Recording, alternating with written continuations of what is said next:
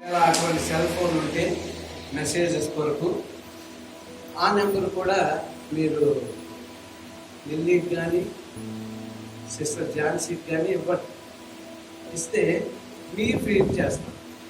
అప్పుడు బ్రదర్స్ ఒక లేట్ అయినా మీరు ఆ మెసేజ్ రాగానే చూసి పిల్లలకి చెప్పి మీరు కూడా ఆలోచన చేసి ధ్యానం చేయాలి.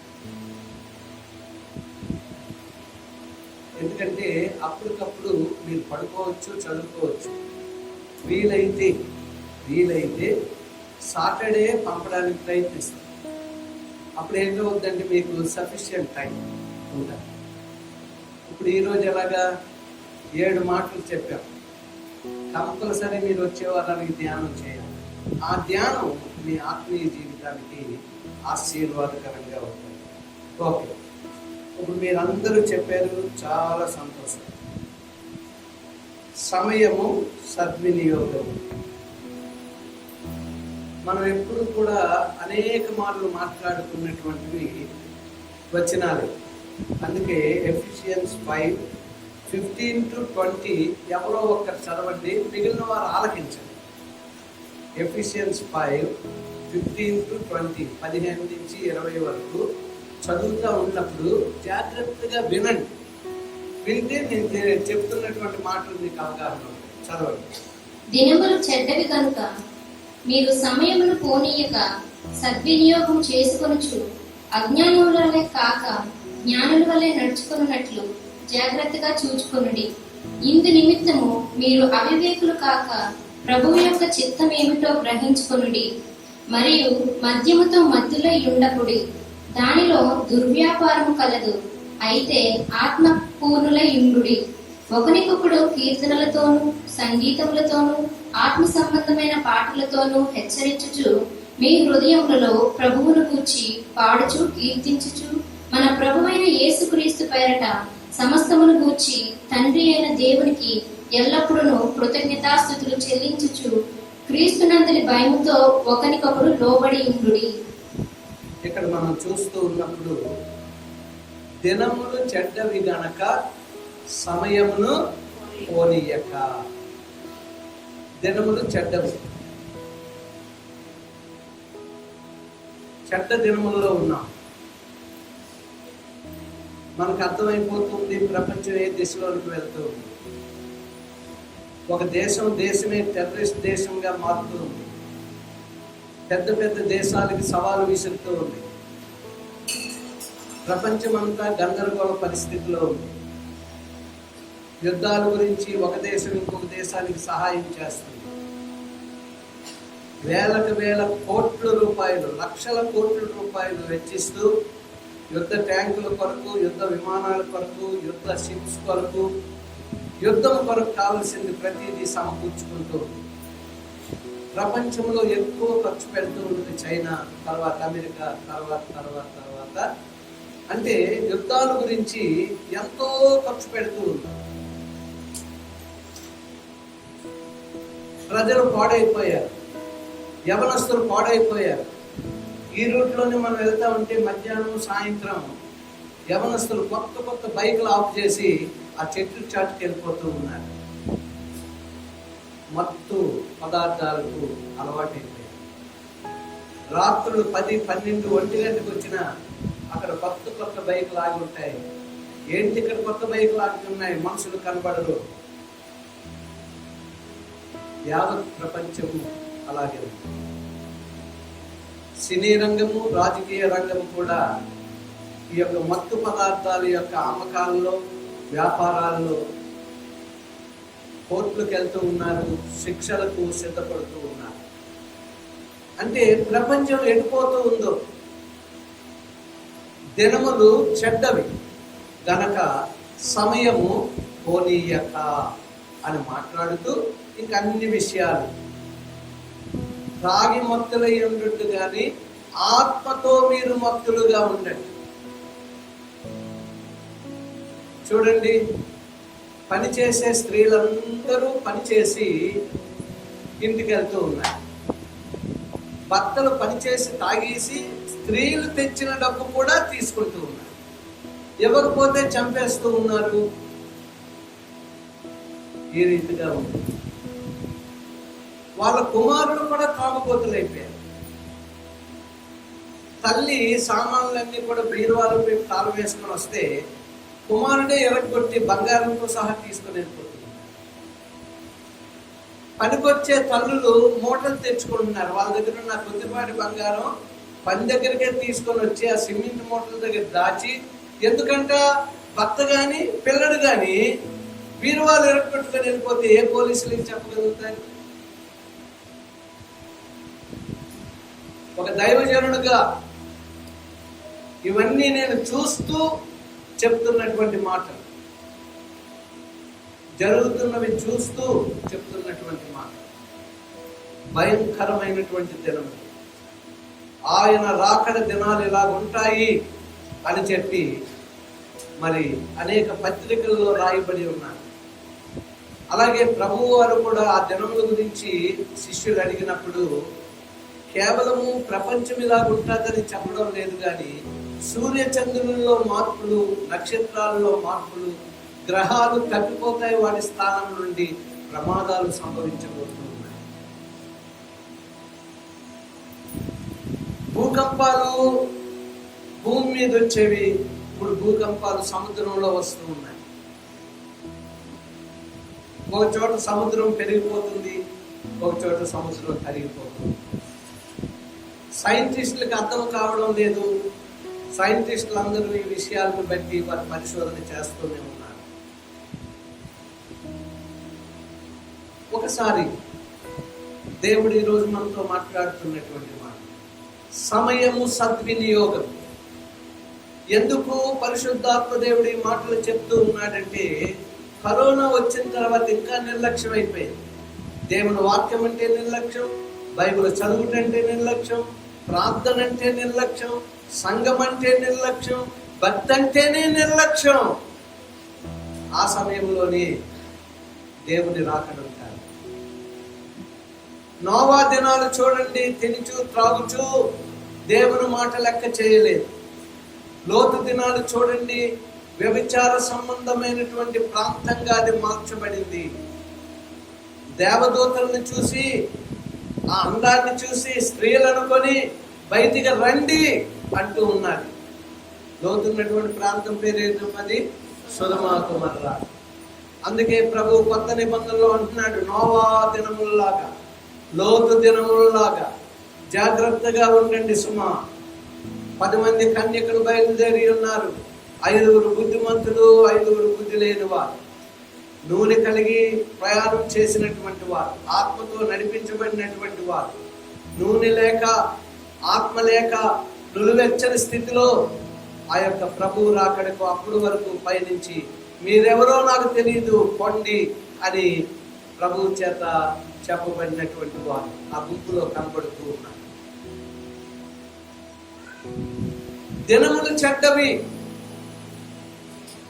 ఆది కాండంలోనికి ఒకసారి వెళ్దాం. దినములు చెడ్డవి ఎలాగయ్యాయి? ఆది కాండంలోనికి ఒకసారి వెళ్దాం. 4వ వచనం, 1వ అధ్యాయం 4వ వచనం. స్త్రీలలో చదవండి ఒకరు, అందరూ తీయాలి. 1వ అధ్యాయం స్త్రీల నుండి 4వ వచనం చదవండి. వెలుగు మంచిదైనట్టు దేవుడు చూచెను, దేవుడు వెలుగుని చీకటిని వేరుపరచెను. దేవుడు వెలుగునకు పగలనియు చీకటికి రాత్రి అనియు పేరు పెట్టెను. అస్తమయమును ఉదయమును కలుగుగా ఒక దినమాయెను. అదండి, అంటే వెలుగు చేసాడంట, అది మంచిదని చూచాడంట. ఆ దినము దేవుడికి మంచిదిగా కనబడ్డాది. ఆది కాండంలో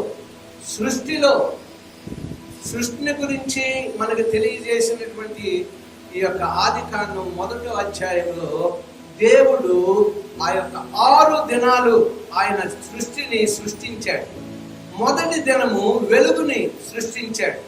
వెలుగు కలుగు కాకని పలకగా వెలుగు కలిగెను. అప్పటికే చీకటి జలముల మీద అల్లాడుచూ ఉంది, ఆత్మ కూడా అల్లాడుచూ ఉంది.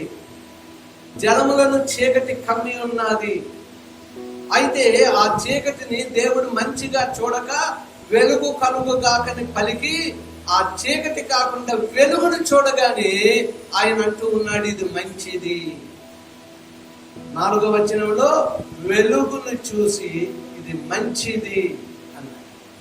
ఇప్పుడు మగవారు చదవండి 11వ వచనం.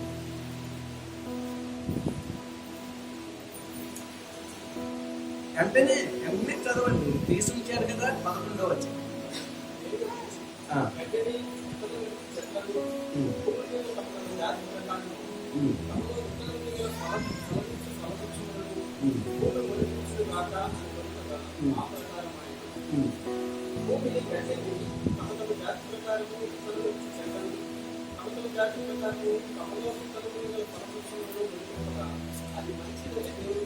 అది మంచిది అని దేవుడు చూశాడు.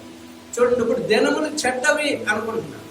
ఇక్కడ దేవుడు సృష్టిలో 4వ వచనం నుంచి చదువుతూ ఉన్నప్పుడు మంచిది, 11వ వచనం చదువుతూ ఉన్నప్పుడు మంచిది. ఇప్పుడు స్త్రీలు చదవండి 12వ వచనం.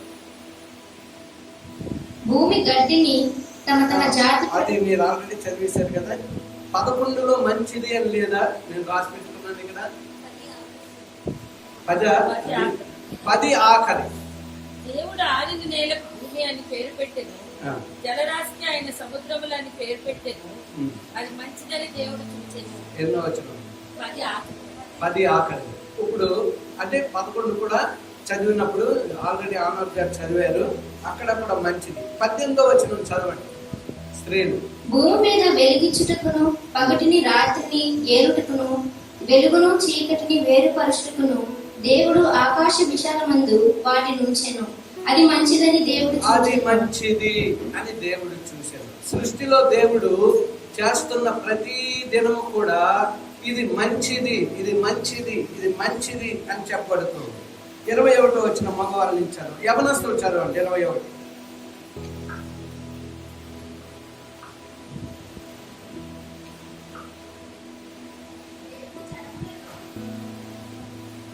చదవండి 21.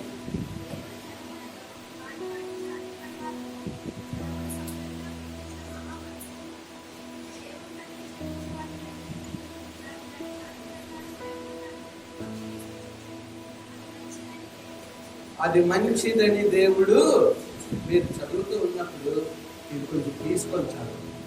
అసలే మీ వాయిస్ చిన్నది, ఇంకా చిన్నదైపోతుంది.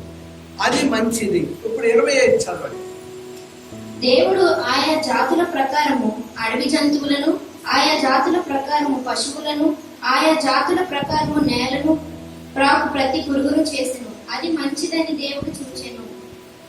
ఇక్కడ మనం చూస్తూ ఉన్నప్పుడు 4వ వచనం, 10వ వచనం, 12వ వచనం, 18వ వచనం, 21వ వచనం, 25వ వచనం మంచిది మంచిది మంచిది మంచిది మంచిది.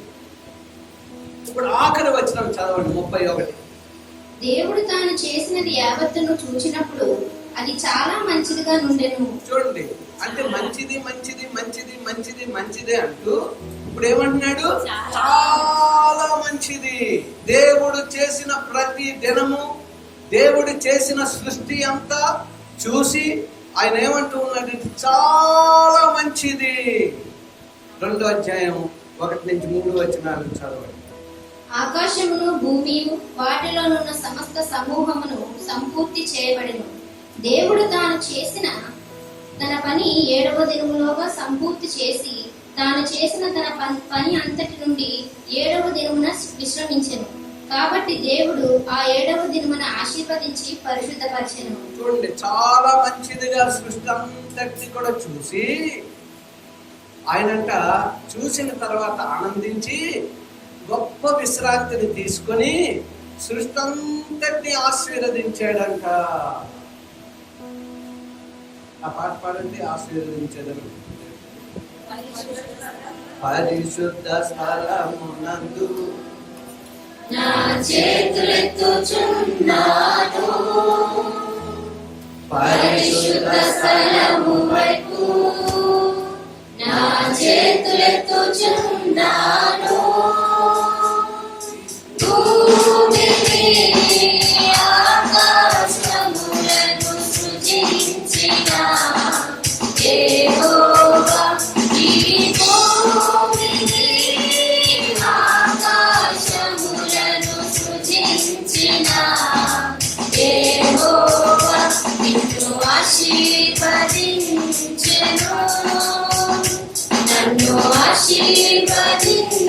నిన్ను ఆశీర్వదించెను, నన్ను ఆశీర్వదించెను. హల్లెలూయా. చాలా మంచిది. నిన్ను నన్ను యావత్ సృష్టిని కూడా ఆయన ఆశీర్వదించాడు. ఆయన దినాలన్నీ కూడా చక్కగా సృష్టించి ఆశీర్వదించాడు. అలాగే అబ్రహామును, విశ్వాసులకు తండ్రి అయిన మన తండ్రి అయిన అబ్రహామును ఆయన అంటూ ఉన్నాడు, నేను నిన్ను ఆశీర్వదిస్తాను, నీవు అనేకులకు ఆశీర్వాదకరముగా ఉంటావు. ఆయన ఆశీర్వదించినటువంటి సృష్టి చాలా చక్కగా కనబడుతుంది, క్రమము తప్పకుండా కనబడుతుంది. సూర్య చంద్ర నక్షత్రాల క్రమము తప్పడం లేదు, కాలములు తప్పడం లేదు. అయితే చివరి దినాలలో అన్ని మార్పులు వస్తూ ఉన్నాయి. ఎందుకు అనేది దినములు చెడ్డవి కనుక మార్పులు కలుగుతూ ఉన్నాయి. ఇప్పుడు చూద్దాం, దినములు చెడ్డవి. పుట్టుక నుంచి మనం తప్పు చేయకూడదు అని పిల్లలకి నేర్పుతాం, కానీ పిల్లలు మీరు నేర్పకుండానే తప్పులు నేర్చుకుంటూ ఉంటారు. అంటే ఒక చీకటి శక్తి అది ఆ రీతిగా తల్లి కడుపు నుంచి వచ్చింది మొదలుకొని జన్మ సహా పాపముతోనే మనము ఉన్నాము అనేది మనకు తెలిసిన సత్యం. ఇంకా అవన్నీ ఎందుకు, నేను మామూలుగా ఒక విషయాన్ని తెలియజేస్తాను. మా నాన్నగారి గురించే తెలియజేస్తాను. నాన్నగారి జీవితంలో దేవుడు అద్భుతం చేశాడు. మేమందరం రక్షణలోనికి వచ్చాం. కానీ మేమందరం రక్షణలోనికి వచ్చిన తర్వాత నాన్నగారు వచ్చారు. ఎందుకంట నాన్నగారికి చుట్టూ అలవాటు. పాతకాలపు స్త్రీలకు కూడా చుట్టూ అలవాటు. స్త్రీలు గొప్పోళ్ళు కనుక పైకి వెలుగుతూ ఉంటుంది మగవాళ్ళది, స్త్రీలది ఏమి వెలిగింది లోన పెట్టుకుంటారు. చూడండి, ఎప్పుడైనా స్త్రీల దగ్గరికి అలవాటు ఉన్న వాళ్ళ దగ్గరికి వెళ్తే అట్ట పొగ అంటారు, దాన్ని లోన పెట్టుకుంటారు. డాక్టర్లు అన్నారంట, అమ్మ నీకు పళ్ళు సలుస్తున్నాయా, చుట్ట కాల్చుకోవద్దని. అంతే తీరు అడ్డ పొగ పెట్టారు. అప్పుడు నాన్నగారు ప్రభువుని నమ్ముకున్న తర్వాత ఎన్నిసార్లు అది మానమన్నా మానలేకపోతూ ఉన్నారు. ఎప్పుడో చిన్నప్పటి నుంచి మొదలు పెట్టినటువంటిది ఇది ఎలాగ నేను మానగలను. ఒకరోజు గ్లాస్తో నీళ్లు ఇంట్లో ఎవరు అడిగారు. ఆ నీళ్ళు తాగుతూ అమ్మ దగ్గరికి వెళ్ళి, అమ్మ ఏదమ్మా ఈ చుట్టు వాసన, ఆ వాసన ఎక్కడో తాగుతామంటే ఇక్కడ మనం భరించలేం. నిన్న కింద నుంచి ఎవరో పనివారు ఆవిడకి చుట్ట అలవాటు ఉందండి అన్నారు. ఆవిడ మేస్త్రి అంట, ఆడవాళ్ళకి మేస్త్రి. అప్పుడు మేస్త్రి గారు అంటున్నారు, అమ్మ పొగ కిందే వదిలి కానీ మీద ప్రాణి మేము పనులు చేసుకుంటున్నాము అంటే ఎంత దూరంలో ఉన్న ఫ్యాన్ ఇక్కడ ఉంటే అది వచ్చేస్తూ ఉంటుంది, ఇక్కడ మనం భరించలేం. అలాగనగానే అమ్మగారు నాన్నగారి దగ్గరికి వెళ్ళి అన్నారంట, ఏంటంటే గ్లాసులన్నీ చుట్టూ వాసన వస్తున్నాయి, పిల్లలేమో అస్సలు తాగలేకపోతున్నారు, మీకు గ్లాస్ ఇచ్చేస్తాంలేండి అన్నారు. ఆ రోజు తను సమర్పించుకోండి మానేది. ఎవరు నేర్పారు? చీకటి శక్తుల ప్రమేయం చెడ్డ అలవాట్లన్నీ నేర్పుకొని దేవుడు సృష్టిని సృష్టించి మంచిదిగా చేశాడు. కానీ చెడ్డ అలవాట్లకి వెళ్ళిపోయింది మనమే. అవ్వము లోబడిపోయిన రీతిగా సాతాను క్రియలకి ఇప్పుడు యవనస్తులందరూ మత్తు పదార్థాలు, రాజకీయాల్లో, సినీ రంగంలో మంచి పేర్లు సంపాదించుకుంటూ ఉన్నారు. కానీ దినం కోర్టుల చుట్టూ తిరుగుతూ ఉన్నారు. వారి మీద సిబిఐ, వారి మీద వేరే వేరే రీతిగా మరి వారి ఇబ్బందులు పడుతూ బయటకు రాలేకపోతూ ఉన్నారు. చెడ్డ అలవాట్లు చేసుకున్నది మనం. దేవుడు దినాన్ని మంచిగా చేశాడు, కానీ అలవాటు. సో ప్రియమైనటువంటి వాళ్ళరా, 6 దినాలు దేవుడు చేసి 7వ దినాన్ని విశ్రాంతి తీసుకున్నారు. దాన్ని హెబ్రీలో సబ్బాతు దినము అంటే 7వ దినము. సబ్బాతు అనగా విశ్రాంతి. అందుకే యూదులు సబ్బాతు అంటారు. మనకి ఈ యొక్క ట్రాన్స్లేషన్ లో విశ్రాంతి అని వచ్చింది. కానీ ప్రభు అయిన యేసుక్రీస్తు వారు వచ్చి పునరుత్థానుడైన తర్వాత ఆదివారం ఆయన పునరుత్థానుడయ్యాడు కనుక ఈ ఆదివారాన్ని దేవుడు వారానికి మొదటి దినముగా, ఆరాధన దినముగా దేవుడు చేశాడు. దేవుణ్ణి ఆరాధించు, మొట్టమొదటి దేవుణ్ణి ఆరాధించు. సో ప్రియమైనటువంటి వాళ్ళారా, ఇంకా ఎక్కువ సంవత్సరాలు జీవించిన వ్యక్తి పేరు ఏం పేరండి? మెతూసెల. ఎన్ని సంవత్సరాలు జీవించాడు? 969 సంవత్సరాలు జీవించాడు. ఇంకా మనం ఆదాము గారిని చూసుకున్నట్లయితే మొదటి మానవుడిని 930 సంవత్సరాలు జీవించాడు. ఇంకా సేతుని మనం చూసుకున్నట్లయితే, అంటే హేబేలుకు బదులుగా సేతుని దేవుడిచ్చాడు. సేతు 912 సంవత్సరాలు అనుకుంటాను. సేతు 912 సంవత్సరాలు. అది ఒక దినం వచ్చింది. దేవుడు 6వ అధ్యాయాన్ని చూసినప్పటికీ ఆయన మనుషులను చేసినందుకు సంతాపపడ్డాడంట. చదవండి తీసి ఒకసారి.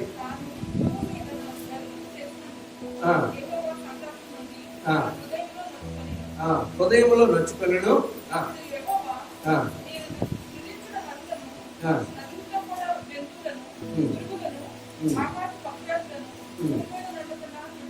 చూడండి ఏమంటూ ఉన్నాడంట, భూమి మీద మనుషులను చేస్తే మనుషులందరూ తప్పిపోయారు, చెడు మార్గాల్లోనికి వెళ్ళిపోయారు, చెడ్డ పనులే వారు అలవాట్లు నేర్చుకున్నారు.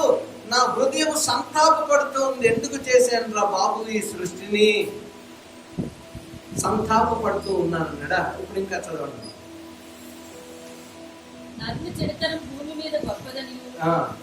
నరుని చెడుతనం భూమి మీద గొప్పదనియు, వారి హృదయం యొక్క తలంపులలో ఊహ అంతయు ఎల్లప్పుడూ చెడ్డదని, కేవలం చెడ్డదనియు చూచి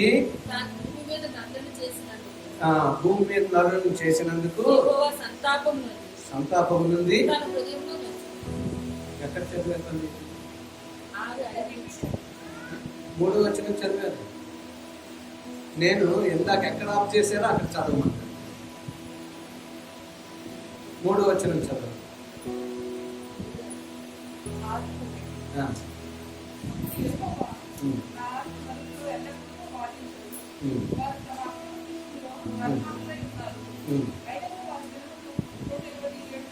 చూడండి, ఆ మాట నాకు కావాలి.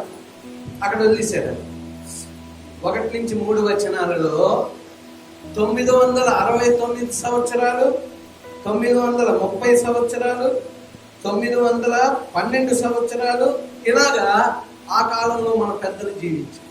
100 అంటే 1000 వరకే అనలేదు. అయితే ఇక్కడ 1 నుంచి 3 వచనాలు నోవా గురించి చెప్తూ ఉన్నప్పుడు ఆ 3వ వచనంలో అంటున్నాడు ఆయుస్సు తగ్గించాడంటే. ఎందుకు తగ్గించాడు? 120. చూసారా ఎలా తగ్గిపోయిందో? ఎందుకు ఈ చెడ్డ మార్గాల్లో అన్ని సంవత్సరాలు జీవించి ప్రయోజనం ఏంటి అని దేవుడంట వారి ఆయుస్సు 120 సంవత్సరాలు చేసి. ఆయుస్సు తగ్గిపోవడానికి కారణం ఏంటి? మన తాత ముత్తాతలు 120, 130, 140 సంవత్సరాలు ఎలా జీవించారు? మన పెద్దవాళ్ళందరూ అట్లీస్ట్ 100 సంవత్సరాలు, 105 సంవత్సరాలు ఎలా జీవించారు? ఇప్పటికీ ఒక్కోసారి పేపర్లో వస్తుంది 105 సంవత్సరాలు బామ్మ చనిపోయింది ఈ రోజు, నిన్న మొన్న 108, 109. అంటే అది గొప్ప మనకి. కానీ మన పితరులు 969 సంవత్సరాలు, 108, 110 కాదు. దేవుడు సంతాపపడి ఆయుష్ని తగ్గించాడు. పాపం పెరిగిపోయింది, ఆయుస్సు తరిగిపోయింది. పాపము పెరిగిపోయింది, ఆయుస్సు తరిగిపోయింది. 120 సంవత్సరాలకి ఏరిపోయింది. ఆయుష్కాలం 70 సంవత్సరాలు. ఆయుష్కాలం 70 సంవత్సరాలు, అధిక బలం ఉన్న 80. కానీ అది కూడా అయిపోయింది ఆ కాలంలో. అయిపోయి ఇప్పుడు మొన్నటి వరకు కూడా 60 సంవత్సరాలే డాక్టర్లు చెప్పారు, సైంటిస్టులు చెప్పారు, రేషియో ప్రపంచం అంతా ఆలోచించి. కానీ కరోనా వచ్చిన తర్వాత 50 సంవత్సరాలు. ఎందుకంటే చాలా మంది 50 సంవత్సరాల లోపు ఉన్నవారు చనిపోయారు. 50 సంవత్సరాల నుండి బాగా వాడబడుతున్న దైవజనులు చనిపోయారు. 50 సంవత్సరాలే. నీది 20, 30, 40 సంవత్సరాలేమో, ఇంకా జీవించేది 10 సంవత్సరాలేమో. భక్తి జీవితం కట్టుకోకపోతే అది చాలా ప్రమాదకరమైనటువంటి జనాలను మనం చూడవలసి వస్తుంది.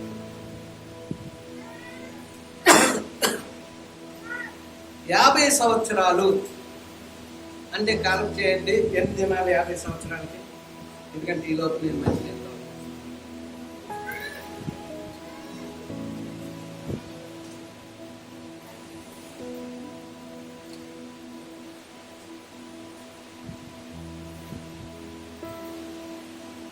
18,250 18,250 దినాలే మన జీవితం. దేవుడు దయ తలుస్తుంది, లేకపోతే అది లేదు. సో ప్రియమైనటువంటి వాళ్ళారా, అందుకే దినములు చెడ్డవి కనుక సమయము సద్వినియోగం. ఈరోజు మన పాఠ్యాంశం దినములు చెడ్డవి అని కాకుండా సమయము సద్వినియోగం. ఈ 18,250 దినాలు ఇప్పటి వరకు ఒకవేళ అయిపోయి ఇంక కొన్ని దినాలే మనకు ఉన్నట్లయితే జాగ్రత్త సుమా. దేవుని మందిరానికి నువ్వు ఎందుకు వస్తూ ఉన్నావు? సన్నిధి ఆయనతుంది, ఆయన ఇక్కడ ఉన్నారు. అందుకే మనం గతించిన కొన్ని వారాలుగా దేవుని మందిరం, దాని యొక్క విలువ, మనం ఇక్కడికి వస్తున్నామంటే ఎంత ధన్యులం మనం ఆయన సన్నిధికి వస్తూ ఉన్నామని. ఒక దినము 1000 దినాలు ఆశీర్వాదం పొందగలిగినటువంటిది ఒక దినం. ఆయన సన్నిధికి నేను వచ్చావంటే 1000 దినాల ఆశీర్వాదం. నేను మొన్న చెప్పాను కదా, అంటే ఒక దినం వస్తే 1000 దినాల తర్వాతే మళ్ళీ వెళ్ళొచ్చు చర్చికి అని అనుకోవద్దు. 1000 దినాల ఆశీర్వాదం ఒక దినములో. అందుచేత మనము ఆయన సన్నిధిని వెతుకుతూ ఉండాలి ఈ దినాలు. ఇంకొంచెం మనం ముందుకు వెళ్దాం. 6వ అధ్యాయంలో కొన్ని మాటలు మనం చూసినట్లయితే, అప్పుడు వారందరూ అంట తినుచు త్రాగుచు 120 సంవత్సరాలు ఆయన బోధిస్తే, సువార్తను అందిస్తే ఏలన చేశారంట. వర్షం ఎప్పుడు నేను చూడలేదే, దేవుడా ఎవరు అని తాగుతున్నారంటే తిరుగుతూ ఉన్నారు. నోవా దినాలు, లోతు దినాలు.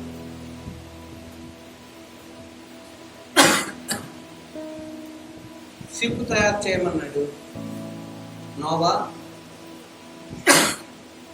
భార్య, 3 మగపిల్లలు, కోడలు, 8 మంది వారు కష్టపడి పనిచేసి వాడను కడుతూ ఆరోగ్యం కాపాడుకుంటూ సువార్తను అందిస్తూ ఉంటే అందరికీ హేళనగా ఉంది.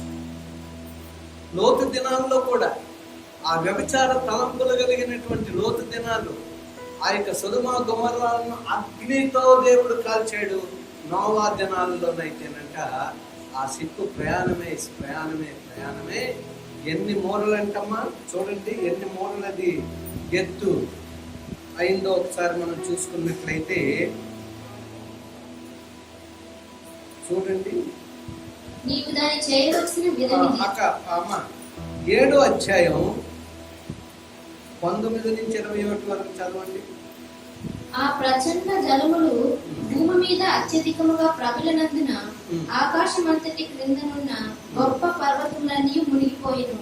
15 మూరల ఎత్తున నీళ్లు ప్రచండముగా ప్రబలను గనుక. చూడండి, 15 మూరల ఎత్తున నీళ్లు ప్రచండముగా ప్రబలను గనుక కొండలన్నీ మునిగిపోయి. చాలు, కొండలన్నీ మునిగిపోయాయి. ఇంకా ఎత్తుపల్లాలు ఏమి కనబడటం లేదు. కేకలేస్తూ ఉన్నారంట ప్రజలందరూ కూడా. నోవాని, పెదనాన్నని, లేకపోతే చిన్నాన్నని, లేక మావయ్య అని ఏదో రీతిగా మొత్తం ఆ కుటుంబాలను అన్నింటిని కూడా, ఎందుకంటే దేవుడు జాలి తలిచి నోవా తలుపు తీసేస్తాడేమో అని ఆ తలుపుని, కిటికీని కూడా దేవుడే వేస్తాడు. పడిపోయి 8 మందే ఉన్నారు. కేకలు వేసి బొబ్బలు పెట్టి చనిపోయారు. ఈ దినాల్లో కూడా చాలా పట్టణాలు నీటిలో మునిగిపోయే పరిస్థితి వచ్చింది.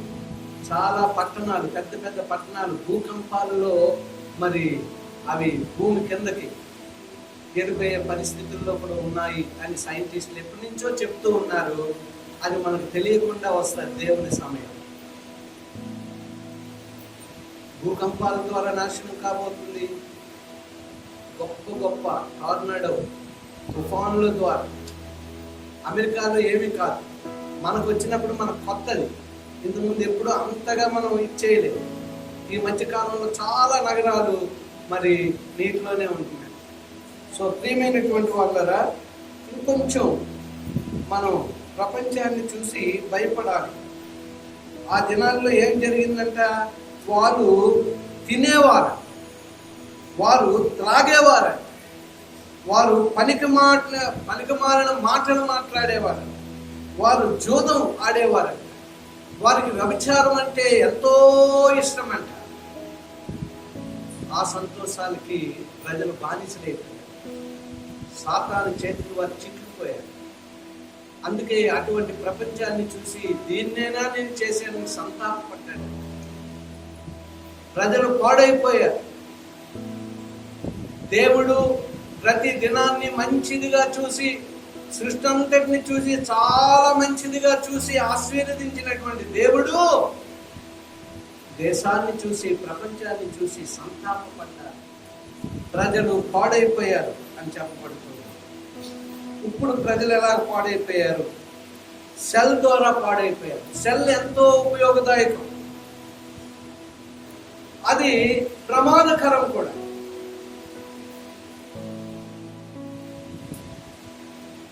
సెల్ ఎంతో మంది తెలియక నొక్కేసుకొని, లేకపోతే తెలిసి తెలియక దాంతో వ్యాపారం పెట్టుకొని ఎంతమంది యవనస్తుల జీవితాలు నాశనం అయిపోయింది. ఎవడో ఏదో చేసి కుటుంబానికి చిచ్చు పెట్టేవాడి ఎన్నో రకాలు, అవన్నీ కూడా మీరు చూస్తున్నారు. ఇప్పుడు నేను చెప్పవలసిన పని లేదు, ఆలోచన చేసుకున్నాను. ఎందుకు ఇలాగా దీని ద్వారా నాశనం అయిపోతున్నామంటే, ఇది పట్టుకున్న తర్వాత మన బైబిల్ ధ్యానం తక్కువైపోయింది. ఇది పట్టుకున్న తర్వాత ఆరాధన, ఇది పట్టుకున్న తర్వాత మోకాల అనుభవం, ప్రార్థన, ఇవన్నీ కూడా తక్కువైపోయాయి. ఇది పట్టుకున్న తర్వాత, ఏది పట్టుకున్న తర్వాత అండి? సెల్ పట్టుకున్న తర్వాత. ఇప్పటికి పిల్లల్ని సైలెంట్ చేయడానికి సెల్నే పిల్లలకి ఇచ్చేస్తారు. ఏమైందండి, మీరు నా సెల్ పాప ఎత్తేసిందండి, కొత్త సెల్ తీసుకున్నాను, మీ నెంబర్లన్నీ పోయాయి. ఇదే ఎవరి మాట చూసాను. చాలా జాగ్రత్తగా ఉంది. చిన్నపిల్లలకి సెల్ ఇవ్వదు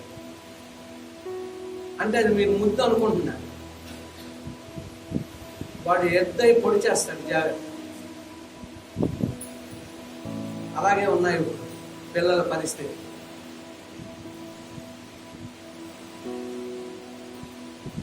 మొన్న పెళ్ళి అవుతుంది. పెళ్ళి అవుతూ ఉంటే ఒక పెద్ద ఆయన పెళ్లి కూతురిని చూసి,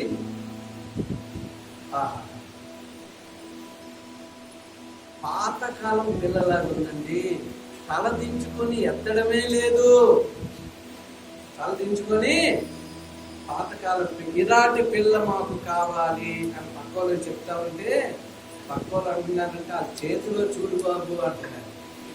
చేతిలో అంటే వంచుకున్నదంట దీనత్వంతో ఏదో సిగ్గుతోని పెద్దల మీద గౌరవంతో కాదండి. చూడు ఆవిడ చెయ్యి ఆడుతుంది అన్నాడు.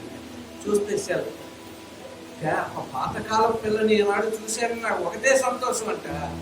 అక్కడి నుంచి చెప్పిన తర్వాత అయ్యో అన్నాడు. బాగా తలదించుకున్నాము అంటే సైలెంట్ గా ఒక చోటుకి వెళ్ళిపోయి చూడండి, బస్సు కూడా ఇలా నించొని, ఇంతకు ముందు కండక్టర్ అలా నించొని టికెట్లు ఇచ్చేవాడు, పడిపోతానేమో. ఇప్పుడు అందరూ ఇలాగే జారపడిపోయి, సీటు ఉన్నా లేకపోయినా పర్వాలేదు, నించున్నా పర్వాలేదు, టైం పాస్ అయిపోతుంది. ఇలా జారపడిపోయి ఇలా చేతి కూర్చో బాబు అంటే పర్వాలేదు రండి మీరు కూర్చో. సెల్ ఉంటే ఎంత రెస్పెక్ట్, సెల్ లేకపోతే ఎవరు లభిస్తున్నారో కూర్చుని పోదాం అని చూస్తాం. ప్రియమైనటువంటి వాళ్ళరా, అటువంటి దినాలలో మనం ఉన్నాం. నోవా దినాలలో దేవుడు సంతాపపడ్డాడు. 19 నుంచి 21 మనం చూసినప్పుడు 15 మూరలు మీదని నీళ్లు ప్రవహించి కొండలన్నీ మునిగిపోయాయి, అందరూ చనిపోయారు. తర్వాత 8వ అధ్యాయం 4వ వచనం. 7వ నెల 17వ దినమున ఓడ అరారాతు కొండల మీద నిలిచెను. చూడండి, అంతేనమ్మా చాలు. ఓడ అరారోతు కొండల మీద నిలిచాను. నీరు తగ్గుముఖం పట్టింది, కొండలు కనబడ్డాయి. అక్కడ ఎత్తైన ప్రదేశంలో 8 మందితో ఉన్నటువంటి, రక్షణ పొందినటువంటి, దేవుడు ఏర్పాటు చేసుకున్నటువంటి నోవా కుటుంబం అరారాతు కొండల మీద ఆ యొక్క వాడ, అంటే రక్షణ వాడ అక్కడ నిలిచింది అన్నటువంటి మాట మనం చూస్తూ ఉన్నాం. ఇప్పుడు 6వ అధ్యాయం 8, 9 వచనాలు. ఎందుకు ఈ ఓడలో నోవా కుటుంబము మరి నిలిచి ఉంది అనేది మనం చూద్దాం. 6వ అధ్యాయం 8, 9 వచనాలు.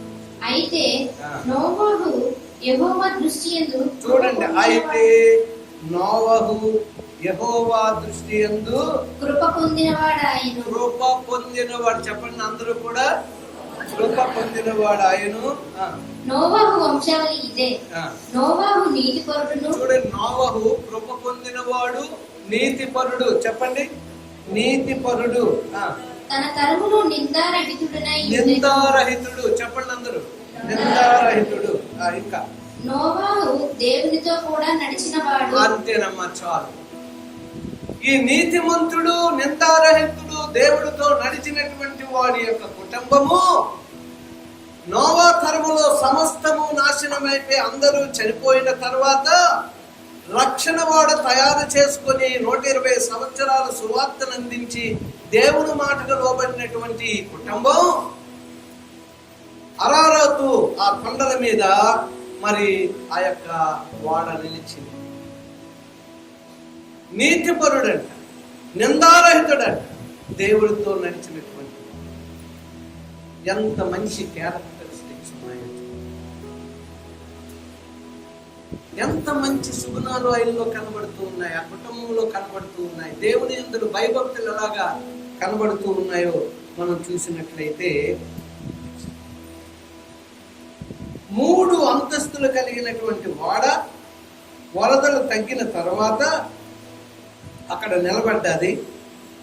9వ అధ్యాయం 1-2 వచనాలు ఒకసారి చదవండి. మరియు దేవుడు నోవహును అతని కుమారులను చూడండి, నోవా నీతిమంతుడు, నిందారహితుడు, దేవునితో నడిచినటువంటి వాడు, దేవుని కృప పొందినటువంటి వాడు. ఆయనను ఆయన కుమారులను ఆశీర్వదించి మీరు ఫలించి అభివృద్ధి పొంది భూమిని నింపుడి. చూడండి, మళ్ళా ఇక్కడ దేవుడు ఆశీర్వాదము పోగొట్టుకున్న ప్రజలందరూ నాశనం అయిపోయారు, చనిపోయారు. అప్పుడు మరలా దేవుని యందు భయభక్తులు కలిగి నీతిపరుడు, నిందారహితుడు, దేవునితో నడిచినటువంటి వాడు, దేవుని కృప పొందిన వాడైనటువంటి దేవుని కుటుంబముగా ఉన్నటువంటి ఈ యొక్క నోవాను చూసి దేవుడు ఏం చేశాడంటమ్మా? ఆశీర్వదించి ఏమంటూ ఉన్నాడు? ఫలించి అభివృద్ధి పొంది భూమిని నింపుడి. నోవా దేవుని చేత కృప పొందాడు. నోవా కుటుంబము దేవుని చేత కృప పొందింది. దేవుడు కోరిన నీతిలో జీవించాడు, నిందారహితుడిగా ఉన్నాడు, దేవునితో నడిచే అనుభవం ఆయనకున్నాడు. వాక్యం చదువుట, ప్రార్థించుట, ధ్యానించుట, స్తుతించుట, ఆరాధించుట. మరి ఇందాక మనం వాక్యం చదువుకుంటూ ఉన్నప్పుడు ఆ యొక్క 63లో ఏమంటూ ఉన్నాడు? రాత్రి కాలమందు దావీదు ధ్యానిస్తూ ఉన్నప్పుడు ఏం దొరికిందంట? ప్రభువు మెదడు దొరికిందంట. అంటే ప్రభువు మెదడు ఎలాగైతే మనం తింటామో ఆయన వాక్యాన్ని ఆ రీతిగా ఆస్వాదిస్తూ ఉన్నాడు. దేవుని యొక్క వాక్య ధ్యానం.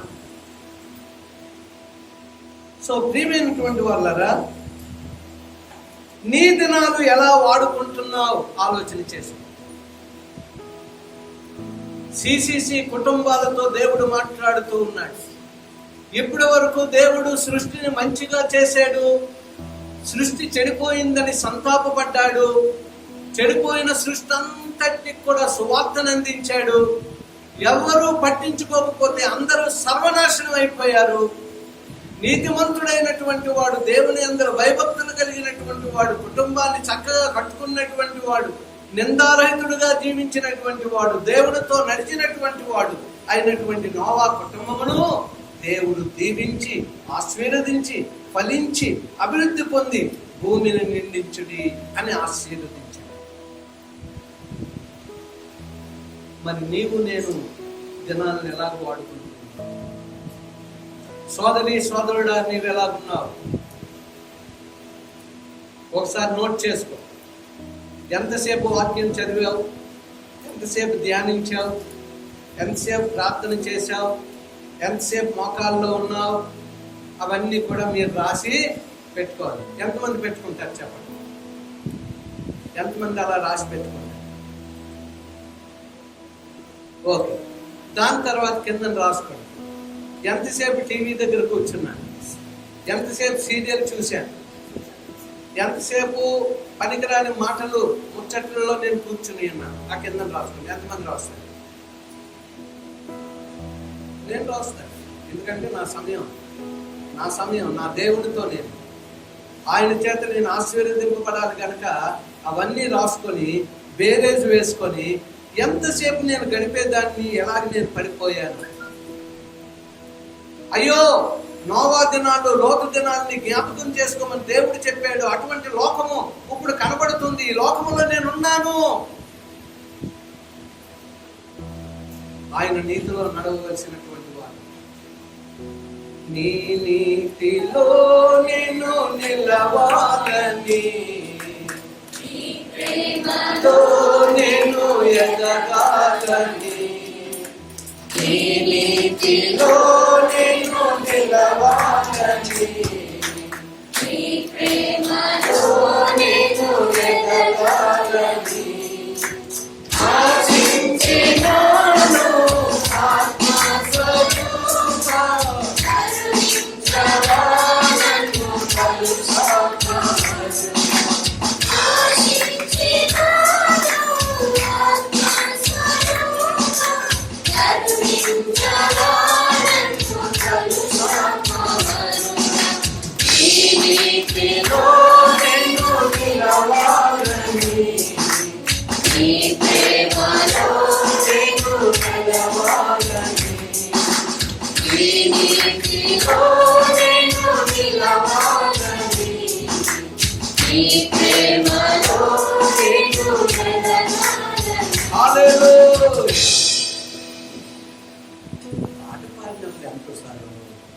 ప్రశ్న వేసినప్పుడు మాత్రం బుర్రకెళ్ళి. ప్రియమైనటువంటి వాళ్ళరా, బాప్తిజం తీసుకుని ఉన్నాం, పరిశుద్ధాత్మను మనం పొంది ఉన్నాం. బాప్తిజం తీసుకుని ఉన్నాం, పరిశుద్ధాత్మను మనం పొంది ఉన్నాం. రక్షణ పొందాం, పరిశుద్ధాత్మ పొందాం, పరిశుద్ధాత్మ వరమును పొందాం, ఆత్మ ఫలము అనుభవిస్తూ ఉన్నాం, ఆత్మ వరములు కలిగి ఆయన కొరకు జీవించాలని ఆశ కలిగి ఉన్నాం. అంతా బాగుంది. కానీ మరి నీవు నేను ఆ యొక్క పరిశుద్ధాత్మ పొందినటువంటి మనం ఆయన మీద ఆధారపడి ఓడ అరారాతు పర్వతం మీద ఎలాగైతే నిలిచిందో మనం ఎక్కడ నిలవబోతున్నామో తెలుసా? సియోను కొండ, నూతన యెరూషలేము. ఎప్పుడు నిలబడతాం? నీతిమంతులుగా, నిందారహితుడుగా ఉన్నప్పుడు మాత్రమే, దేవునితో నడిచే అనుభవం ఉన్నప్పుడు మాత్రమే.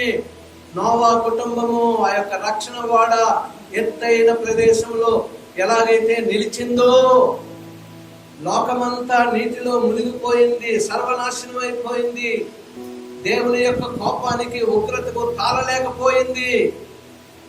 ఆ యొక్క సొదొమ గొమొర్రా పట్టణాలు అలాగే కాలిపోయాయి. సో ప్రియమైనటువంటి వాళ్ళగా ఆ లోతు కూడా కడువు చేస్తూ ఉన్నాడంట. దేవదూతలను రండి బయటికి, మీరు వెళ్ళిపోండి, దీన్ని అగ్ని చేత నాశనం చేస్తారు. లోతు ఆలస్యం చేస్తూ ఉన్నాడు. లోతు భార్య కూడా ఆలస్యం చేస్తుంది. కానీ అబ్రహాము యొక్క విజ్ఞాపన ఎంత గొప్పదంటే, ఇంకా ఈ లాభం లేదని దేవదూతలే వెళ్ళి మొత్తం కుటుంబాన్ని లాక్కొని వచ్చి బయటికి, పండి మేము చూపెట్టిన చోటుకి, లేదు మీరు చూపెట్టిన చోటుకి కాదు, మేము ఇంకో చోటుకి వెళ్తాం, సోయరోని ప్రాంతానికి వెళ్తాం, ఆ చిన్న ప్రాంతానికి.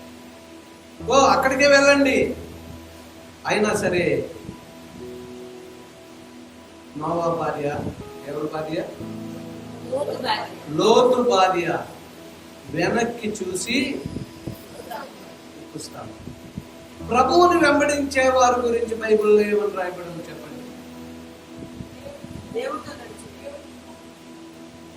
అంటే తీర్మానం చేసుకున్నప్పుడు మాట, నేను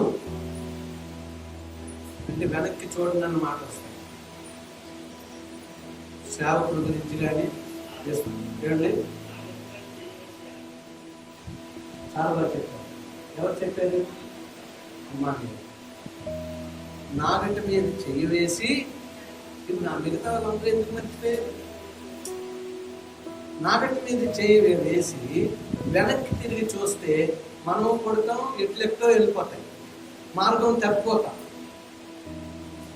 వెనక్కి తిరిగి చూడడానికి వీల్లేదు. వెనక్కి తిరిగి చూసినటువంటి లోతు భార్య ఉప్పు స్తంభం అయిపోయింది. ఇప్పుడు వరకు ఆ స్తంభం అలాగే ఉంది, మొక్కలు అయిపోయి ఉంది లోతు భార్య. అందుకే బైబిల్లో ఎంత చక్కగా రాయబడింది, లోతు భార్యను జ్ఞాపకము అంటే వెనక్కి తిరిగి చూడొద్దు, లోకం వైపు చూడొద్దు. అందుకే అపోస్తలుడైన పౌలు అంటున్నాడు, నాకు నేను లోకమునకును సిలువ వేయబడి ఉన్నాను, ఇంక వెనక్కి చూడను, అంటే లోకాన్ని చూడను. ఏంటి నీ యొక్క తీర్మానం? ఇందాక అడిగాను. వాక్యం విన్న మనము, సందేశం వింటున్నటువంటి మనము చెడు దినములు సద్వినియోగం చేసుకోకుండా, నీవు మంచి దినాలలో నీ సద్వినియోగం చేసుకోకుండా చెడు దినాలకే నీవు చోటిచ్చినట్లయితే, అంటే దినములు చెడ్డవ గనుక సమయము సద్వినియోగం. ఇప్పటి వరకు ఒకవేళ మంచి కార్యాల కొరకు నీ సమయం లేదనుకో, ఇంకా చెప్పం. ప్రార్థన గంట చేసామనుకో, సీరియల్ 55 నిమిషాలు చూసినా ఓకే, నో ప్రాబ్లం. చూడండి, ఫాస్ట్ గా చెప్పారు కదా అని సీరియల్ చూడండి, ఇంకేదో చూడండి. గంట ప్రార్థన చేయండి, 55 నిమిషాలు చూడండి.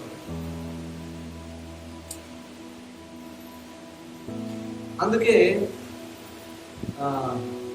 ఆఫ్రికా ఖండం నుంచి జక్కయ్య టోనీ ఫోమం గారు మాకు గొప్ప సవాల్, వైజాగ్కి ఎప్పుడు వస్తూ ఉండేవారు, ఎంఏపాల్ గారు తీసుకొచ్చారు ఆఫ్రికా నుంచి. ఇంతకుముందు కూడా నేను చెప్పాను, ఆయనకు 2 జతలు, గొప్ప ప్రొఫెసర్గా ఉండేవారు, ఇప్పుడు చనిపోయారు అనుకోండి. ఆయన అరగంట బోధ చేస్తే అందరినీ అరగంట మోకాల మీద ఉంచేవారు. అదే ఆయన నిర్ణయించుకున్నారు. మేము 1.5 గంట ప్రసంగం చేస్తాం, పావు గంటే మోకాల మీద ఉంటాం. కానీ ఆ దైవజనుడు అరగంట బోధించాడంటే అరగంట ప్రార్థనలు ఉంచుతాడు అందరు. కానీ ఆ దైవజనుడి దగ్గర పాస్టర్ గారికి నేర్చుకున్నవి ఏంటో తెలుసండి, ఉద్యమం వచ్చిందంటే పాస్టర్ గారికి ఒకరికి 30 జతలు, ఒకరికి 7 జతలు, ఒకరికి 12 జతలు ఉన్నాయంట. ఇంటికి వెళ్ళినన్నీ 2 జతలే ఉంచుకొని అన్ని జతలు మూట కట్టేసి భార్య ముందు పెట్టేసాడు. ఇదేంటండి ఇదంటే జక్కయ్య కాణిపాము గారు ఆయన 2 జతలతోనే ఉన్నాడు అని చెప్పి ఇంటికి వెళ్ళి ఉద్యోగం వచ్చి 2 జతలో ఉంచుకున్న మిగతావన్నీ ఇచ్చాడు. కానీ ఆయన చెప్పింది ఏంటో తెలుసండి, 2 జతలే కాదు, నీ భక్తి జీవితం ఎక్కువ సమయం గడుపు, నీ ప్రార్థనా జీవితం ఎక్కువ సమయం గడుపు. అంటే వీళ్ళు నేర్చుకునేది ఏంటంటే బట్టలు ఇచ్చేయడం, లేదో కలిగి ఉన్నది అది ఇది ఇచ్చేసి మేము గొప్ప కార్యం చేసాం అని చెప్పుకో. అంటే ప్రార్థించే చేతుల కన్నా సహాయం చేసే చేతులు గొప్పవి అని మదర్ తెరీసా గారు అన్నారంట. అందుకు ప్రార్థన మానేసి, భక్తి మానేసి సేవా కార్యక్రమాలు ఇప్పుడు అందరూ యూట్యూబ్లన్నీ కూడా మీరు చూడండి. పాస్టర్ గారు పంపిన యూట్యూబ్లన్నీ నూనె, కందిపప్పు, పెసరపప్పు, బియ్యం ఇవి పెట్టి ఒక రూమ్ అంతా ఫోటోలు తీసి ఆ చర్చిలో ఉన్న వాళ్ళకి 3-4 పిలిచి ఫోటోలు తీయించుకొని, 1-2 పాస్టర్ గారిని పిలిచి ఫోటోలు తీయించుకొని, ఎక్కడ చూసినా యూట్యూబ్లన్నీ అవే. మొన్న నేను వారానికి ఒకసారి తీసి చూస్తా ఉంటే 5,000, 7,000, అమ్మో ఇది పోయిందంటే మళ్ళీ కొనుక్కోవాలని చెప్పేసి అప్పుడు తీసేద్దామంటే అవసరమైనవి పోయింది. కళ్ళు కనబడవు నాకు, అవసరమైన చూసి జాగ్రత్తగా చూసి ఏది కనబడక మొత్తం అన్ని తీసేస్తే అవసరమైనవి ఏమైనా వెతుక్కోవడానికి లేదు. అలా కాదు, ఈ చేయి చేసింది ఈ చేయి తెలియదు. మన సంఘం ఎవరికి ఏది ఇచ్చింది అనేది ఇప్పటి వరకు ఫోటో లేదు, రికార్డు లేదు. ఎందుకంటే రికార్డు అక్కడ ఉంది కదా, మనం ఎందుకు రికార్డు కాదు. సో ప్రియమైనటువంటి వాళ్ళరా, సమయం అయిపోయింది కనుక కొంచెం ముందుకు వెళ్ళిపోయి సామెతల గ్రంథం 3వ అధ్యాయం 1 నుంచి 4 వచనాలు ఒకసారి. సామెతలు 3:1 నుంచి 4. నా కుమారుడా, నా ఉపదేశమును మరువకము. అంతేనమ్మా, చాలు. నేను ఇక్కడ చెప్పేస్తాను, తర్వాత మీరు రాసుకుని ఇంటికి వెళ్ళి ధ్యానం చేయండి. 3వ అధ్యాయం 1 నుంచి 4 వచనాలు. ఏమన్నా, నా ఉపదేశం మరవకు. ఏంటా ఉపదేశం? నా ఆజ్ఞలు మరవకు, హృదయపూర్వకముగా నీవు దానిని గైకొను, అప్పుడు నీకు శాంతిని నేను కలగజేస్తాను అంటూ ఉన్నాను. దయను సత్యమును విడువక వాటిని నీ కంఠభూషణముగా ధరించుకొను. యేసుక్రీస్తు ప్రభువారు దేవుని దయ్యందును మనుషుల దయ్యందును ఆయన ఎదిగాడు. అంచేత నీవు నేను దేవుని దయ, మనుషుల దయ, విశ్వాసుల దయ, తోటి సోదరి సోదరుడి దయ కూడా మనకు కావాలి. దేవుని దయ కూడా కావాలి. మీరు నాకు అవసరం లేదు, దేవుడే కావాలంటే తప్పు. యేసుక్రీస్తు ప్రభు వారు కూడా దేవుని దయ, మనుషుల దయ, లేకపోతే అటువంటి గొప్ప పరిచయం ఆయన చేయలేకపోతే. నేనే దేవుని కుమారుణ్ణి, రండి మిమ్మల్ని కాల్ చేస్తాను, పొడి చేస్తాను అంటే ఎవరు వచ్చేవారు? నన్ను పొడిస్తే పొడి చేయండి, కానీ దేవుని మార్గం ఇది అని ఆయన చూపెట్టాడు. అది దయ. మానవుల మీద దయ అంటే అది.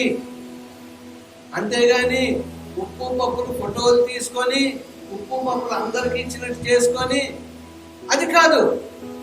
అది నీవు కలిగి ఉండు, మంచిది, కానీ ఎవరికో తెలియాలని కాదు.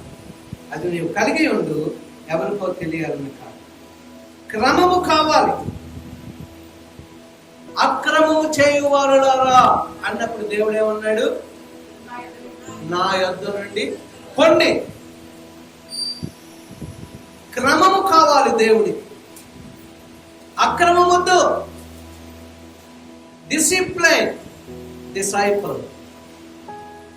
శిష్యులుగా ఉన్నటువంటి మనము క్రమము కలిగి ఉండాలి. అమెరికా గొప్ప దేశం. ఎందుకు? అమెరికా జెండా మీదే దేవుని నామం కనపరచబడింది. అందుకు మన దేశం పెద్దది, మన దేశం జనాభా ఎక్కువ, చైనా తర్వాత 2వ దాంట్లోనే ఉన్నాం మనం అని మనం గొప్పవారం కాదంట. గొప్పది ఏది అంటే అమెరికా గొప్పది. ఎందుకు వచ్చింది అమెరికా గొప్పతనం అన్నట్లయితే ఆ యొక్క జెండా మీదే దేవుని కనపరుస్తారు.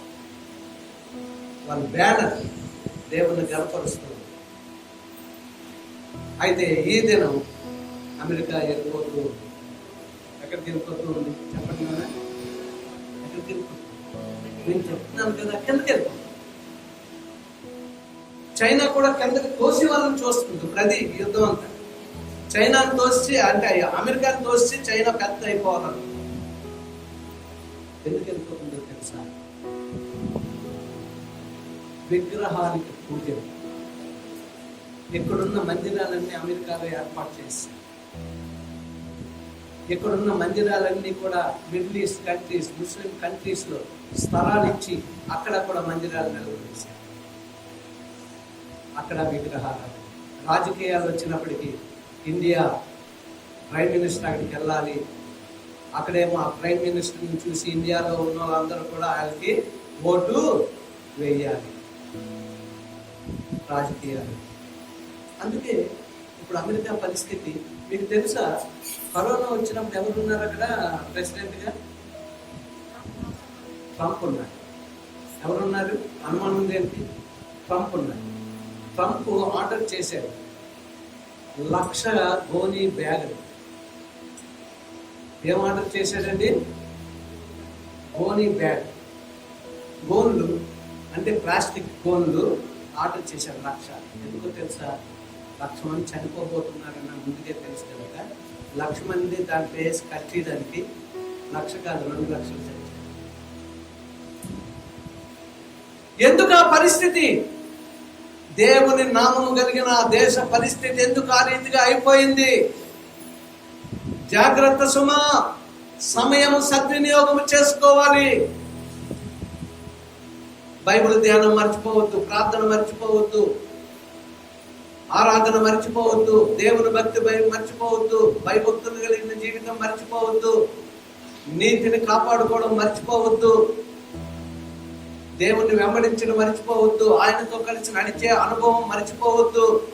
జాగ్రత్త సుమా, ఎక్కడున్నా మనము ఆయన సన్నిధికి మనం వెళ్ళాలి. ఏ ఊరు వెళ్ళినా ఆయన సన్నిధికి వెళ్ళాలి.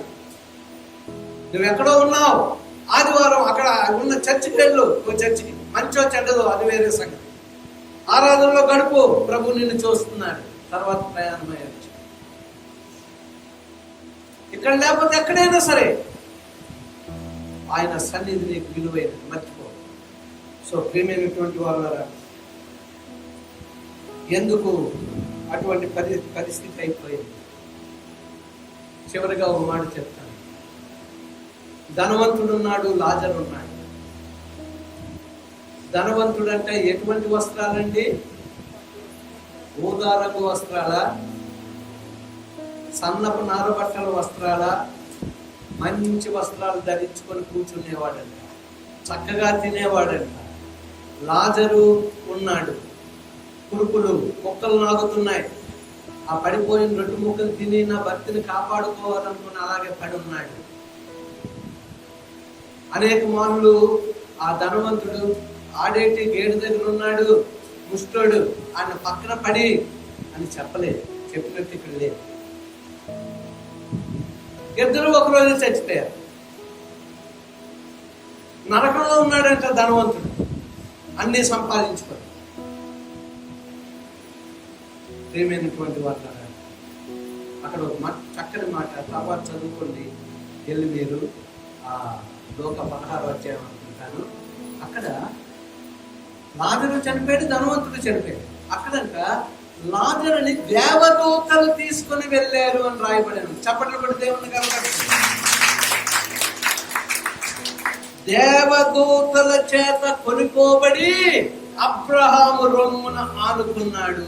కురుపులతో ఉన్నటువంటి వీడు దేవదూతలు ఎప్పుడైతే తీసుకెళ్తున్నాడో పసిపిల్ల వంటి దేహములాగైపోయి, కురుపులు లేవు, ఏమీ లేవు, చక్కని అందగాడిగా అయిపోయాడు. దేవదూతలు పాడుకుంటూ తీసుకుని వెళ్ళిపోతూ ఉన్నారు. అబ్రహాము ఉన్నాడు. అప్పుడు ధనవంతుడు అంటూ ఉన్నాడు, మాడిపోతున్నాను నేను, అగ్ని ఆరదు, పురుగు చావదు, నశించిపోతూ ఉన్నాను. ఈ లోకంలో అన్ని కూడా భాగభోగ్యాలన్నీ కూడా అనుభవించాను, కానీ ఇప్పుడు ఈ యొక్క నరకాన్ని తట్టుకోలేకపోతున్నాను.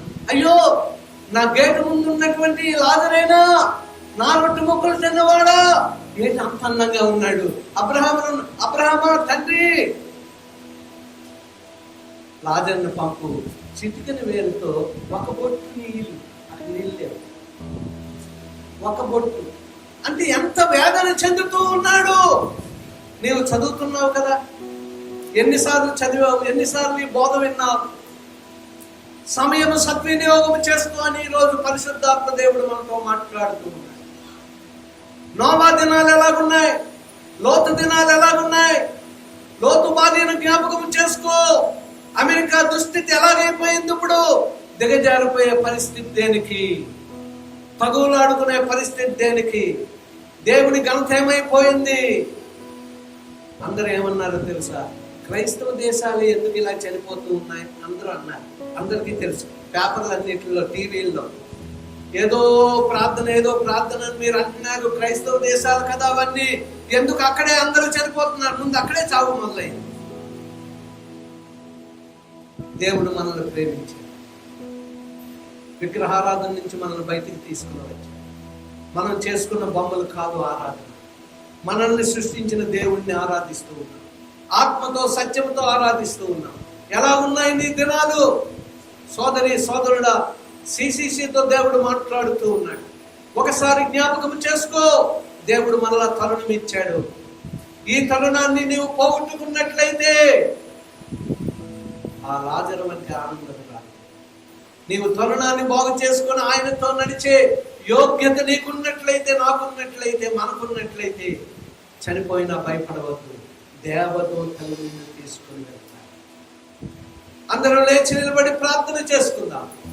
చేతులు జోడించి శరణుల వంచి ఎవరు పెట్టుకు వారే. దేవుడు మనతో మాట్లాడాడు. ఎలా ఉన్నాయి నీ దినాలు? ఎలాగ నీ దినాలను చేసుకోవాలని అనుకుంటూ ఉన్నావు? తరుణం రాదేమో, ఇంకొక గంట తర్వాత భూకంపము రావచ్చు, సునామీ రావచ్చు, తుఫాన్లు రావచ్చు, తెలియని కార్యాలు జరగవచ్చు. ఈ క్షణమే నా ప్రార్థన ప్రభువుకు సమర్పించుకో. మరి ఒక క్షణం ఏమవుతుందో నాట్ టు వరీ. ఆయన మన దేవుడై ఉన్నాడు, కాపాడువాడు, కొనకడు, నిద్రపోడు. ఇప్పటి వరకు నేను చేసిన పనులను బట్టి ఆయన సంతాపపడ్డాడు.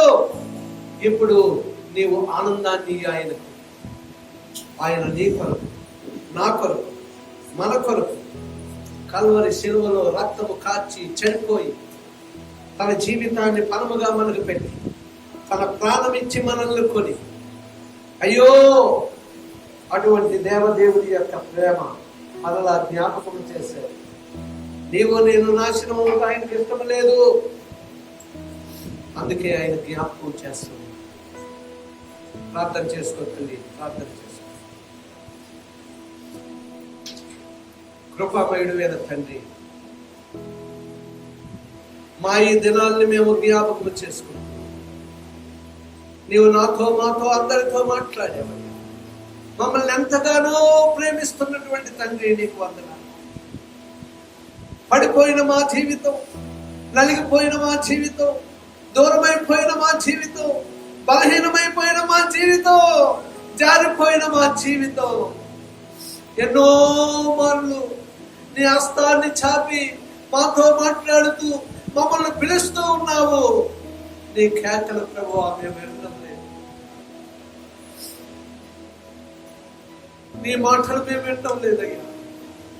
అయినా నీవు మాట్లాడుతూ ఉన్నావు తండ్రి. ఈ సమయాన్ని ఇంకా మేము పోగొట్టుకోదలుచుకోలేదు.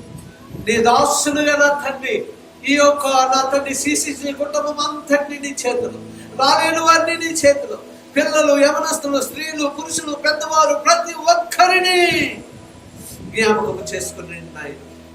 వారికి ఉన్నటువంటి నా తండ్రి శారీరకమైనటువంటి బలహీనతలు యేసుక్రీస్తు నామములో తొలగిపోవునుగాక, మంచి ఆరోగ్యము వచ్చునుగాక నీ దాసులుగా ప్రకటిస్తూ ప్రతి ఒక్కరి యొక్క సోదర బాధలు తొలగిపోయిన తండ్రి, వారందరికీ క్షేమము, సంతోషము కలుగునుగాక నీ దాసులుగా ప్రకటిస్తూ ఉన్నారు నాయన. ఉద్యోగ అన్వేషణలో ఉన్న నీ పిల్లలు, చదువుకుంటున్న నీ పిల్లల కొరకు నా తండ్రి చూస్తున్న నీ పిల్లలు, అయ్యో నాయన భార్య భర్తలు నాయన ఒక మంచి బహుమానము కొరకు వేచి ఉన్నటువంటి కుటుంబాలు అందరినీ నీ చేతిలో పెడుతూ ఉన్నాడు. నీవు గొప్ప దేవుడవయ్యా, ప్రార్థన విని దేవుడవు, వెతికితే దొరికేవాడు, పడితే తీసేవాడు. అటువంటి గొప్ప దేవుని ముందు నా తండ్రి, నీ సంఘముగా నా తండ్రి నీ పాదముల వైపు చూస్తూ ఉన్నా. ఒక్కసారి వారి వారి కొదువులన్నింటినీ తీర్చబడును గాక నీ దాసునిగా ప్రకటిస్తూ ఉన్నా. వారి జీవితాల్లో ఉన్న కొదువులన్నీ తీర్చమని ప్రార్థిస్తూ ఉన్నా. సహాయం చేయండి. రాలేని నీ పిల్లలు, ప్రయాణంలో ఉన్న నీ పిల్లలు, ప్రయాణానికి సిద్ధమవుతున్న నీ పిల్లలందరినీ జ్ఞాపకం చేసుకుని మంచి ప్రయాణాలు వారికి అనుగ్రహించు. వ్యాపారస్తులను జ్ఞాపకం చేసుకో, వ్యాపారంలో అభివృద్ధి దయచేయండి. ఉద్యోగస్తులను జ్ఞాపకం చేసుకొని కాపుదలాస్తం వారికి తోడుగా ఉంచి ఉన్నతమైన స్థితిలో వారిని ఉంచమని ప్రార్థిస్తున్నాను. మా బిడ్డలకు మంచి ఉద్యోగాలు దయచేయండి, ఉన్నతమైన ఉద్యోగాలు దయచేయండి. ఉన్నతముగా చదువుతున్న వారికి తగిన జ్ఞానము, వివేచన, మంచి స్మరణ అనుగ్రహించండి. సండే స్కూల్ పిల్లల్ని దీవించండి, యవనస్తులను దీవించండి. కొందరిలోనైనా సండే స్కూల్స్ యవనస్తులు నా తండ్రి కూడికలు జరుగులాగున, స్త్రీల కూడికి జరుగులాగున, శుక్రవార ఆరాధన, ఆదివార ఆరాధన చక్కగా జరుగులాగున నీ కృప దయచేయమని ప్రార్థిస్తున్నాను. నీ వాక్యం మా అందరిలో ఫలింపు దయచేసిన ఆత్మదేవుడా నీకు వందనాలు. ప్రతి ఒక్కరిలో కూడా నాయన నీ వాక్యం ఫలింప చేయాలి. సమయం సద్వినియోగం చేసుకునే ఆ గొప్ప తీర్మానము మేము చేసుకుని ఉండగా ఆత్మదేవుడా ఆ తీర్మానం మీద నీ ముద్ర వేయమని ప్రార్థిస్తున్నాం. సహాయం మహిమ ఘనత ప్రభావములు యేసయ్య వారి దివ్య నామమును పెట్టి వేడుకొంచు ప్రార్థిస్తున్నాం పరమ తండ్రి, ఆమేన్. దేవాది దేవుడు వాక్యం మనలో ఫలింపచేసి ఆయన మహిమ కొరకు మిగిలి ఉన్న దినాల్లో ఆయనతో నడిచే అనుభవం దేవుడు దయచేయబోతూ ఉన్నాడు. చేతుల మీదుగా దేవుడు స్తుతించి కనపడుతా. హల్లెలూయా, హల్లెలూయా, హల్లెలూయా. యేసు రక్తమే శిలువ రక్తమే ప్రభు యేసు నామమునకు సంపూర్ణమైన విజయం కలుగునుగా. ఆమేన్. నా ప్రాణమా యెహోవాను సన్నిధించు, నా అంతరంగమున సమస్తము ఆయన పరిశుద్ధ నామమును సన్నిధించు. నా ప్రాణమా యెహోవాను సన్నిధించు, ఆయన చేసిన ఉపకారములతో దేవుని నమ్మును. ఆమేన్. మన పరమ తండ్రి అయిన దేవుని ప్రేమ, కుమారుడైన యేసుక్రీస్తు వారి కృప, పరిశుద్ధాత్మ దేవుని యొక్క దివ్య సన్నిధి సహవాసం మనకును రాలేని వారికును యావత్ ప్రపంచంలో ఉన్న సార్వత్రిక సంఘములకు తోడుగా ఉండి నడిపించి బలపరిచి కాపాడుగాక. ఆమేన్. హల్లెలూయా, హల్లెలూయా, హల్లెలూయా. అందరికీ వందనాలు. ప్రభు